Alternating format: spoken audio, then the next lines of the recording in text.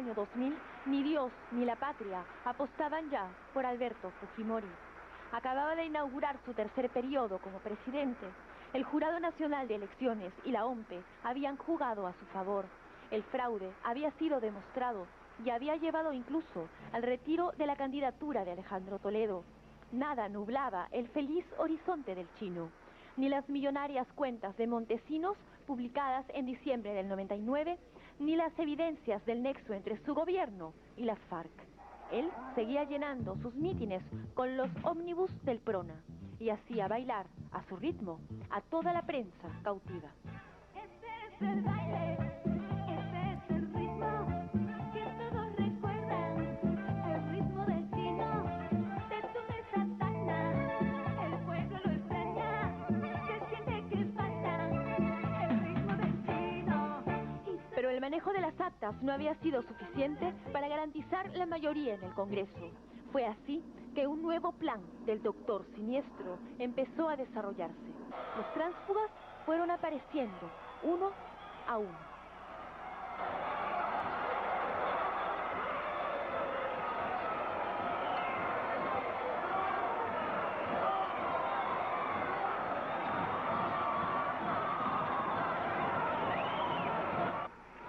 Al poco tiempo supimos que no se trataba de fujimoristas encubiertos, sino de un mercado negro de conciencias. Por Dios, por la plata, por la patria. El 14 de septiembre del año 2000, todo el Perú se frotó los ojos, incrédulo, ante estas imágenes que hoy nos resultan tan familiares. Vladimiro Montesinos compró a Alberto Curi por $15.000. Ningún canal de televisión abierta transmitió en vivo el acontecimiento, tal vez porque al hacerlo habrían tenido que hablar de sus propias conciencias compradas. Los periodistas, estupefactos, salieron al ruedo, aún mareados por el flash que les estallaba en la cara. ¿Reconoce usted que ha cometido un delito? ¿Reconoce usted que ha vendido su cargo de parlamentario por un fajo de dólares? ¿O no reconoce nada? Mire, esa es una argucia, una falacia más de una oposición que realmente no tiene otros argumentos que seguir malinterpretando y seguir tirando barro con ventilador a quienes trabajamos verdaderamente con la población más necesitada. Con mucho cariño dedicándolo... Beto Curi dijo que la plata era para comprar un camioncito. No pudieron susurrarle nada más original a través del audífono que lo acompañó en todas sus presentaciones públicas, desde el día del escándalo hasta el día en que se escapó del país. No tuvo que pasar mucho tiempo para que Estados Unidos, el socio en las buenas, le diera la espalda al Montesinos caído en desgracia. Ya no les era útil. Ahora, más bien, les estorbaba. La CIA le cerró las puertas a su agente encubierto, mientras que el Congreso opositor lo denunciaba por corrupción. Alberto Fujimori, escondido en Palacio, masculló durante 2 días un ensayo de autodefensa. Se reunió de emergencia con sus ministros.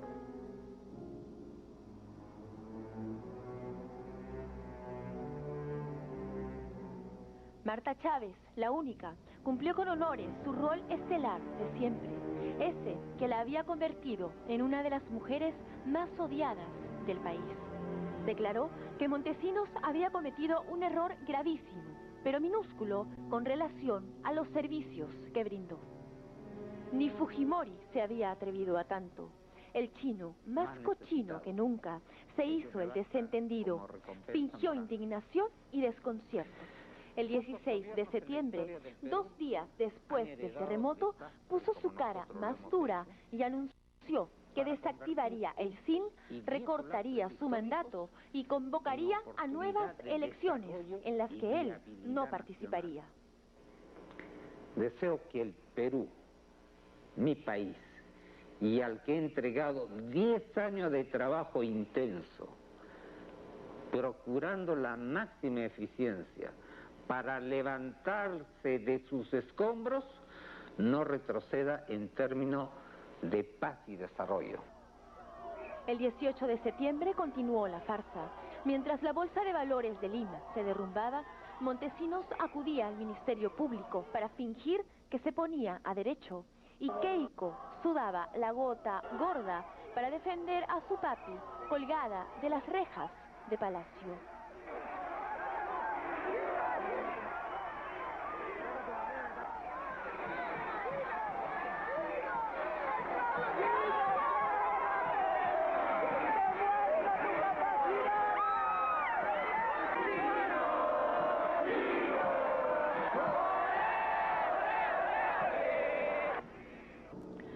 Días después, el asesor huyó a Panamá en un avión prestado por Dionisio Romero. Todo en las narices de Fujimori y del gabinete en pleno.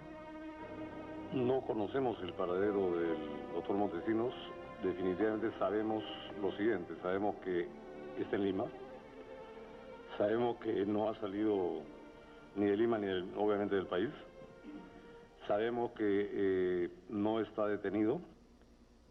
En la madrugada del 24 de septiembre, el presidente llegó al cuartel general del ejército. Nunca se supo a qué fue.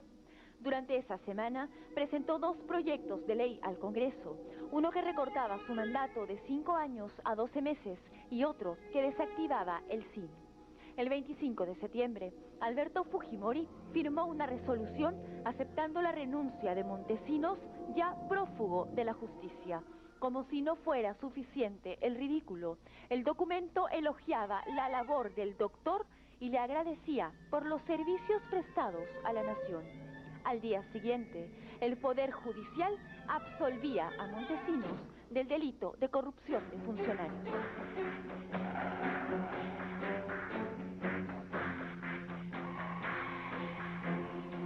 Para mediados de octubre, el doble juego de Fujimori desconcertaba hasta a sus propios seguidores.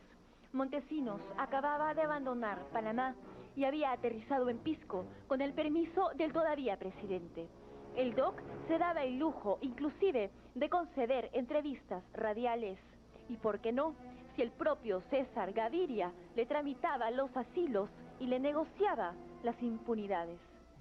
A pesar de la solicitud de asilo formulada por el señor secretario general de la OEA y de varios señores presidentes de América Latina para lograr que se me otorgue el estatus de asilado en Panamá, esto no pudo concretarse. De lo contrario, tengan ustedes la seguridad que me hubiera quedado en Panamá. Pero habiéndose vencido los 30 días de mi permanencia que la ley me permitía, y sabiendo que varios grupos de organizaciones de Sendero Luminoso, del MRTA y del narcotráfico que están en Panamá, estaban llegando no solamente para hacer un reglaje, sino para atentar contra mi vida, es que decidí regresar a mi patria. Estando yo en Guayaquil, el propio señor presidente me llamó por un teléfono celular que me fue proporcionado por las autoridades en Guayaquil y conversó personalmente conmigo en presencia del piloto, copiloto de la aeronave y de las otras 3 personas que me acompañaban. Y en ese momento dio las instrucciones para que el avión pudiera aterrizar en la localidad de Pisco.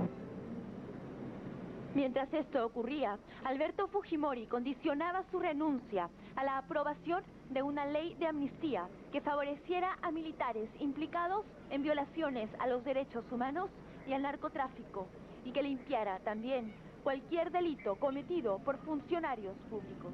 Pero la cura en salud no resultó, pues el pedido fue rechazado de plano. Al mismo tiempo, el ritmo del chino adquiría otras cadencias.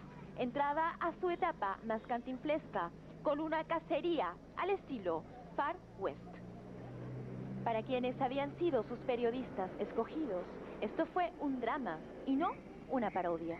A las 5 de la tarde ingresó al Club El Bosque en Chosica, acompañado por su guardia de seguridad. Sin embargo, de un momento a otro, el auto presidencial salió del club privado rumbo a Lima, pero al llegar al puente Los Ángeles, en Chaclacayo, se desvió por una calle polvorienta. Fue entonces que se le vio con el rostro desencajado. Ya, que salga ese rostro. Espérate, rostro. Presidenta. Espera. Entre hacia.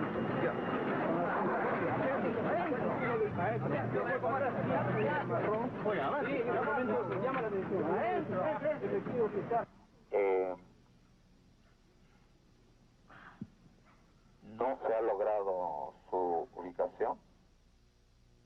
comandantes generales del Fujimori decidió cambiar a los comandantes de las Fuerzas Armadas y al ministro del Interior. 24 horas después, Montesinos volvió a escaparse del país en un velero llamado Carisma y en las narices de su cómplice, para quien el ridículo era ya un estilo de vida. Hay una división, sí señor, los absalonistas y nosotros. Los otrora todopoderosos escuderos del Congreso se arrebataban unos a otros los restos del poder. Luz y Marta ofrecían la cabeza de Absalón a cambio del alma salva del presidente en picada. En este momento nosotros también pedimos que nuevamente se vuelva a la revisión del caso de la firma, porque si ese es el motivo por los cuales se están entrando en componendas para luego tener impunidad, o con la oposición, o con algunos grupos, o personajes extraños al Parlamento, nosotros ratificamos que este tema de las firmas vuelva a ser revisado. El comandante Ollanta Humala contribuyó a la confusión con sus buenas intenciones democráticas. Su levantamiento al sur del país no obtuvo mayor respuesta de unas fuerzas armadas acostumbradas al látigo de la corrupción. El 2 de noviembre, Suiza comunicó al Perú que Montesinos tenía en ese país 3 cuentas con 48 millones de dólares. Fujimori retó la inteligencia de los peruanos una vez más. Dijo que no conocía de las actividades ilícitas del asesor y nombró a José Ugaz como procurador público. Blanca Nelida Colán abandonó el cargo al que se había atornillado durante todo el gobierno fujimorista. Gracias a eso, entre el 4 y el 7 de noviembre, el Poder Judicial empezó a despertar. El todavía presidente intentó otra salida a su estilo. Allanó el departamento de Montesinos, en San Isidro, amparado en la autoridad de un fiscal falso. El ministro Fernando de Anderas se prestó al circo de anunciar los hallazgos. 40 maletas con documentos, joyas, vídeos y libros. 2 días después, Fujimori mostró su botín. Ladrón que roba a ladrón tiene 100 años de perdón. Esa debió ser su idea inspiradora. Los relojes que aquí se presentan como un simple muestrario probablemente tenga un valor superior al $1 millón. El 11 de noviembre, Cambio, la revista colombiana, demostró en un documentado reportaje que Roberto Escobar, hermano del narcotraficante Pablo Escobar, había financiado la campaña electoral de Fujimori previa coordinación del asesor todopoderoso.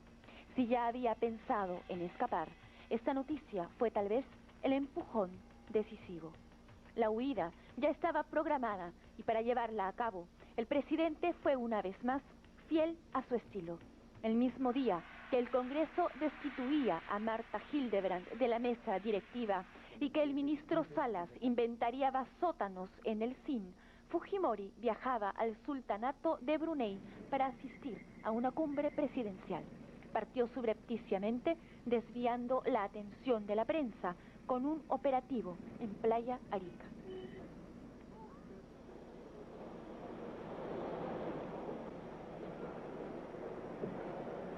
Mientras estas imágenes daban la vuelta al mundo, aquí en el Perú corría el intenso rumor de que Fujimori había pedido asilo político en Malasia.